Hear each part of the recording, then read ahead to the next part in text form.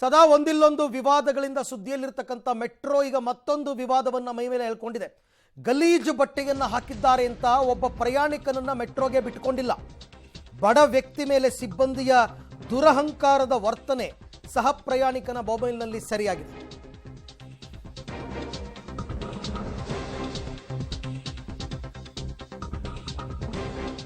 Tip top dress ಹಾಕಿದ್ರೆ ಮಾತ್ರ ಮೆಟ್ರೋದೊಳಗೆ ಎಂಟ್ರಿನ, VIP ಗಳಿಗೆ ಮಾತ್ರ ಮೆಟ್ರೋನ. ಬಟ್ಟೆ ಕ್ಲೀನ್ ಇಲ್ಲ ಅಂತ ಮೆಟ್ರೋ ಒಳಗೆ ಬಿಟ್ಟಿಲ್ಲ ಸಿಬ್ಬಂದಿ. ಸಹ ಪ್ರಯಾಣಿಕ ಇದನ್ನ ವಿಡಿಯೋ ರೆಕಾರ್ಡ್ ಮಾಡಿಕೊಂಡು ನ್ಯಾಯವನ್ನ ಕೇಳಿದ್ದಾರೆ. ಆ ರೀತಿ ಎಲ್ಲೂ ಬೋರ್ಡ್ ಹಾಕಿಲ್ಲ, ಗಲೀಜು ಬಟ್ಟೆ ಹಾಕೊಂಡು ಬಂದ್ರೆ ನಿಮ್ಮನ್ನ ಮೆಟ್ರೋ ಒಳಗಡೆ ಬಿಡಲ್ಲ ಅಂತ. ಇವೆಲ್ಲ ಆ ಸಿಬ್ಬಂದಿ ಮಾಡಿರ್ತಕ್ಕಂಥ ಅತಿರೇಕದ ವರ್ತನೆ. ಓಕೆ, ಈ ಘಟನೆ ಬಗ್ಗೆ ಮಾತನಾಡೋದಕ್ಕೆ ಕರವೇ ಪ್ರವೀಣ್ ಶೆಟ್ಟರು ನಮ್ಮ ಜೊತೆನಲ್ಲಿ ಸಂಪರ್ಕದಲ್ಲಿದ್ದಾರೆ. ಸರ್ ನಮಸ್ತೆ. ನಮಸ್ತೆ. ನಮಸ್ತೆ ಸರ್. ರೈತರು ಅಥವಾ ಗಲೀಜು ಬಟ್ಟೆ ಹಾಕೊಂಡಿದ್ದಾರೆ ಅಂತ ಮೆಟ್ರೋ ಒಳಗೆ ಬಿಡಲ್ವಂತೆ, ಅವ್ರನ್ನ ಅರ್ಧದಲ್ಲೇ ನಿಲ್ಲಿಸ್ತಾರೆ, ಅವಮಾನ ಮಾಡ್ತಾರೆ. ಎಲ್ಲಿಗೆ ಬಂದಿದೆ ಬೆಂಗಳೂರಿನ ಮೆಟ್ರೋ ಗತಿ ಅಂತ ಸರ್? ಹಾಗಾದ್ರೆ ಈ ಸಿಬ್ಬಂದಿಗಳಿಗೆ ಹೇಳೋರು ಕೇಳೋರು ಯಾರೂ ಇಲ್ವಾ ಅಂತ? ನಮ್ಮ ಮೆಟ್ರೋ ನಮ್ಮ ಹೆಮ್ಮೆ ಅಂತೇಳಿ ನಾವು ಹೇಳ್ಕೊಂತೀವಿ. ಹೌದು. ಆದ್ರೆ ಕನ್ನಡಿಗರು, ಹಳೆ ಬಟ್ಟೆ ಹಾಕುವಂತವ್ರು, ರೈತರು, ಚಪ್ಪಲೆ ಇಲ್ಲದೆ ಹೋಗುವಂತವರಿಗೆ ಇವತ್ತು ಮೆಟ್ರೋದಲ್ಲಿ ಅವಕಾಶ ಕೊಡಲ್ಲ, ಅವ್ರನ್ನ ಹೀಯಾಳಿಸ್ತಾರೆ. ಅಂದ್ರೆ ಈ ಕೂಡಲೇ ಅಧಿಕಾರಿಯನ್ನ ಸಸ್ಪೆಂಡ್ ಮಾಡ್ಬೇಕನ್ನೋ ಒತ್ತಾಯವನ್ನ ಮಾಡ್ತಾ ಇದೀವಿ. ಇದು ಇದೇ ರೀತಿ ಒಂದೇ ಕಡೆ ಅಲ್ಲ, ಮೆಟ್ರೋ ಮಾತ್ರ ಅಲ್ಲ, ಇವತ್ತು ಐಷಾರಾಮಿ ಅನೇಕ ಹೋಟೆಲ್ಗಳಲ್ಲಿ, ಸ್ಟಾರ್ ಹೋಟೆಲ್ಗಳು, ಪಬ್ಗಳು, ಕ್ಲಬ್ಗಳು, ಏನು ಸರ್ಕಾರಿ ಸ್ವಾಮ್ಯದ ಕ್ಲಬ್ಗಳಲ್ಲೂ ಸಹ ಇವತ್ತು ನಾವು ಚಪ್ಪಲಿ ಶೂಗಳನ್ನ ಹಾಕೊಂಡು ಹೋದ್ರೆ ಕನ್ನಡಿಗರಿಗೆ ಅವಕಾಶ ಇಲ್ಲ.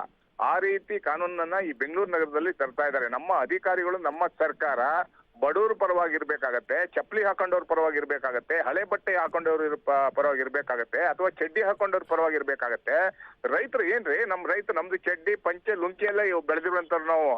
ಏನ್ ಈ ರೀತಿ ದುರ್ವರ್ತನೆಯನ್ನ ತೋರ್ತಾರಂದ್ರೆ ಕರ್ನಾಟಕದಲ್ಲಿ ಇದ್ದೀರಾ ಅಥವಾ ನಾವು ಫಾರಿನ್ ಅಲ್ಲಿ ಇದೀವಾ ಅನ್ನುವಂತ ಮಾತನ್ನ ಮಾನ್ಯ ಸರ್ಕಾರಕ್ಕೆ ಮತ್ತು ಅಧಿಕಾರಿಗಳಿಗೆ ನಾವು ಕೇಳಬೇಕಾಗತ್ತೆ. ಈ ಕೂಡಲೇ ಅವನ್ನ ಸಸ್ಪೆಂಡ್ ಮಾಡಬೇಕು, ಮಾಡಿಲ್ಲ ಅಂದ್ರೆ ತೀವ್ರವಾದಂತಹ ಹೋರಾಟವನ್ನ ಕರ್ನಾಟಕ ರಕ್ಷಣಾ ವೇದಿಕೆಯಿಂದ ಮಾಡ್ಬೇಕಾಗತ್ತೆ ಅನ್ನೋ ಎಚ್ಚರಿಕೆಯನ್ನು ಕೊಡ್ತಾ ಇದ್ದೀವಿ. ಈ ಮೆಟ್ರೋ ಸಿಬ್ಬಂದಿಗಳ ಇನ್ನೊಂದು ಕತೆ ಏನ್ ಗೊತ್ತಾ ಸರ್? ಇರೋದ್ರಲ್ಲಿ ಮುಕ್ಕಾಲು ಭಾಗ 80% ಯಾರಿಗೂ ಕನ್ನಡನೇ ಬರಲ್ಲ. ಸಿಬ್ಬಂದಿಗಳಿಗೆ ಏನಾದ್ರು ಹೇಳಕ್ ಹೋದ್ರೆ ಉತ್ತರನೂ ಬರಲ್ಲ ಅವರಿಂದ. ಅವ್ರು ಆಡಿದ್ದೇ ಆಟ ಅನ್ನೋ ಹಾಗಾಗ್ಬಿಟ್ಟಿದೆ.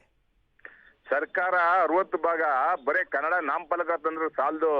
ಉದ್ಯೋಗದಲ್ಲಿ ಪ್ರತಿಯೊಂದು ಖಾಸಗಿ ಸಂಸ್ಥೆಯಲ್ಲೂ, ಮೆಟ್ರೋದಲ್ಲೂ ಅಥವಾ ಯಾವುದೇ ಮಾಲ್ಗಳಿರ್ಬೋದು, ITBTಗಳಲ್ಲೂ ಸಹ ಕನ್ನಡದ ಮಕ್ಕಳಿಗೆ ಕೆಲಸವನ್ನ ಕೊಡಬೇಕು, ಈ ನೆಲದ ಮಕ್ಕಳಿಗೆ ಕೆಲಸವನ್ನ ಕೊಡ್ಬೇಕನ್ನುವಂತ ಒತ್ತಾಯವನ್ನ ಮಾಡ್ತಾ ಬಂದೀವಿ.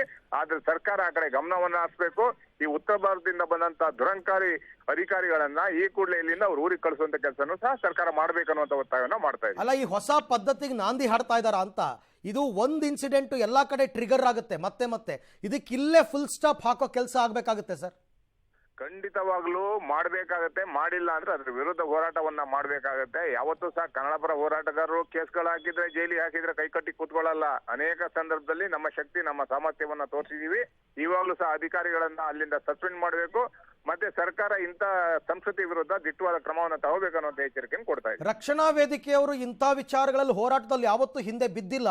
ಬಟ್ ಈಗ ನಿಮ್ ಗಮನಕ್ಕೆ ಬಂದಿದೆ ಸರ್, ಇದು ಬಿಸಿ ಮುಟ್ಲೇಬೇಕು ಅವ್ರಿಗೆ. ಈ ಹೋರಾಟವನ್ನ ಮುಂದುವರಿಸ್ತೀವಿ. ಯಾವುದೇ ಕಾರಣಕ್ಕೂ ಬಡವರ ಪರವಾಗಿ ಇರುವಂತಹ ಸಂಘಟನೆ ನಮ್ದು, ರೈತರ ಪರವಾಗಿರುವಂತಹ ಸಂಘಟನೆ ನಮ್ದು, ದೀನ ದಲಿತರ ಪರವಾಗಿರುವಂತಹ ಸಂಘಟನೆ ನಮ್ದು, ಸಾಮಾನ್ಯ ವ್ಯಕ್ತಿಗಳ ಪರವಾಗಿರುವಂತಹ ಸಂಘಟನೆ ನಮ್ದು. ಶ್ರೀಮಂತರ ಜೊತೆ ಕೈ ಜೋಡಿಸಲ್ಲ. ಇಂಥ ವ್ಯಕ್ತಿ ನ್ಯಾಯ ಸಿಗಲೇಬೇಕು, ಅಂತ ಅಧಿಕಾರಿ ಸಸ್ಪೆಂಡ್ ಆಗ್ಲೇಬೇಕು. ಏನ್ ಭದ್ರತಾ ನೆಪ ಒಡ್ಡಿ ಇಂಥವ್ರನ್ನ ತಡಿತಾರ ಅಥವಾ ಇದೇನು ದುರಹಂಕಾರನ ಅಂತ?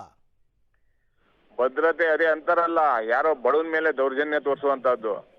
ಇನ್ನು ಬಿಟ್ರೆ ಇವ್ರಿಗೆ ಏನು ಮಾಡಕ್ಕಾಗಲ್ಲ, ಬೇರೆಯವ್ರ ಮೇಲೆ ತಡೆಯಕ್ಕಾಗಲ್ಲ, ದರ್ಪದಲ್ಲಿರುವವ್ರನ್ನ ತಡೆಯಕ್ಕಾಗಲ್ಲ, ರಾಜಕಾರಣಿ ಮಕ್ಕಳನ್ನ ತಡೆಯಕ್ಕಾಗಲ್ಲ, ರಾಜಕಾರಣಿಗಳನ್ನ ತಡೆಯಕ್ಕಾಗಲ್ಲ. ರೈತರು, ಬಡವರು, ಹಳೆ ಬಟ್ಟೆ ಹಾಕಿದವರು, ಇಂಥವ್ರ ಮೇಲೆ ದೌರ್ಜನ್ಯವನ್ನ ಪದೇ ಪದೇ ಅಧಿಕಾರಿ ವರ್ಗದವರು ನಡೆಸ್ತಾನೆ ಇರ್ತಾರೆ. ಸರ್, ಅವನ್ ಯಾರೋ ಒಬ್ಬ ವಿದೇಶಿಗ ಒಬ್ಬ ಯೂಟ್ಯೂಬರ್ ಬೆಂಗಳೂರು ಮೆಟ್ರೋ ಸ್ಟೇಷನ್ ಬಂದ್ಬಿಟ್ಟು ಇಲ್ಲಿ ಯಾವ ಸೆಕ್ಯೂರಿಟಿನೂ ಇಲ್ಲ ನೋಡಿ ಅಂತನ್ಬಿಟ್ಟು ಆ ಟೋಕನ್ ಕೂಡ ತಗೊಳ್ದೇನೆ ಒಳಗಡೆ ತನಕ ಹೋಗ್ಬಿಟ್ಟು ಅದನ್ನು ವಿಡಿಯೋ ಮಾಡಿಕೊಂಡು ಅಪ್ಲೋಡ್ ಮಾಡಿದ್ದ. ಅಂಥವ್ರ ವಿರುದ್ಧ ಇವ್ರದ್ದು ಏನೂ ಇಲ್ಲ, ನಡೆಯಲ್ಲ.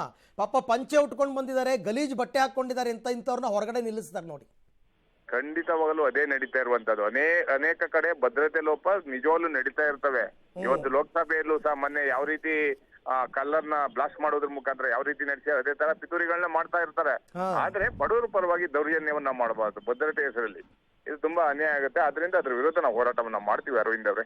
Okay, thank you Praveen Shetty ಅವರೇ, ಧನ್ಯವಾದ. ಈಗಾಗಲೇ ಬೇರೆ ಬೇರೆ ಸಂಘಟನೆಯವರೆಲ್ಲರೂ ಕೂಡ ನಮ್ಮ ಜೊತೆ ಮಾತನಾಡಿದ್ರು. ನಾರಾಯಣಗೌಡರು, ರೂಪೇಶ್ ರಾಜಣ್ಣ ಎಲ್ಲರೂ ಕೂಡ. ನಿಜ, ಇದು ಕನ್ನಡಿಗರಿಗೆ ಆದ ಅವಮಾನ. ಎಲ್ಲರೂ ಒಂದಿಲ್ಲೊಂದು ರೀತಿಯಲ್ಲಿ ರೈತರ ಮಕ್ಕಳೇ. ಅವ್ರಿಗಾಗಿರ್ತಕ್ಕಂಥ ಅವಮಾನ ನಮಗಾಗಿರ್ತಕ್ಕಂಥ ಅವಮಾನ ಅಂತ ನಾವು ಅಂದ್ಕೋಬೇಕು. ಇವ್ರ ದರ್ಪ, ದೌಲತ್ತು, ದುರಹಂಕಾರ ಇವ್ರ ಮನ್ಲಿಟ್ಕೊಳ್ಳಿ. ಕನ್ನಡಿಗರ ಮುಂದೆ ತೋರ್ಸೋದಕ್ಕೆ ಬರಬಾರ್ದು ಇವರೆಲ್ಲರೂ ಕೂಡ.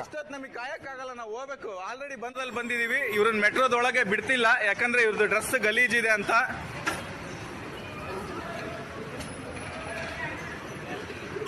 ಬ್ಯಾಗಲ್ಲಿ ಏನಿಲ್ಲ, ಬ್ಯಾಗಲ್ಲಿ ಬಟ್ಟೆಗಳಿದಾವೆ. ಏನಿಲ್ಲ ಸರ್, ಎಲ್ಲ ಸರ್ಚ್ ಮಾಡಿದ್ದಾರೆ. ಡ್ರೆಸ್ ಗಲೀಜಿಲ್ಲ ಅಂತ ಬಿಡ್ತಿಲ್ಲ ಒಳಗೆ. ಅಲ್ಲಿ ಸರ್ ನೋಡಿ, ಅವ್ರು ರೈತರವ್ರು ನೀವು ಯಾರಿಗ್ ಮಾಡ್ತೀರೋ ಮಾಡಿ. ಹಾ, ಅಲ್ಲ, ಇದು ಬೇರೆಯವ್ರಿಗೆ ಅಸಹ್ಯ ಆಗುತ್ತಂತೆ. ಅಲ್ಲ, ಬೇರೆ ಇದು VIP ಟ್ರಾನ್ಸ್ಪೋರ್ಟ್ ಇದು. ಹಾ, ಟಿಕೆಟ್ ಇದೆ, ಎಲ್ಲ ಇದೆ ಅವ್ರದ್ದು.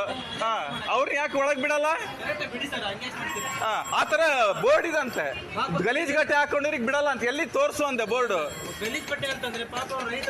ದುಡ್ಡಿಲ್ಲ, ಹಾಕೊಂಡಿದಾರ ಅವರು. ನಾನ್ ಚೆನ್ನಾಗಿ ಹಾಕೊಂಡಿದ್ದೀನಿ, ನನಗೆ ಫ್ರೀ ಬಿಡ್ತಾರಾ? ನಂದು ಹೆಂಗಿದ್ ನೋಡಿ, ಲಕ್ಕ ಉಳಿದ್, ನನಗ್ ಬಿಡ್ತಾರಾ ಫ್ರೀ ಆಗಿ?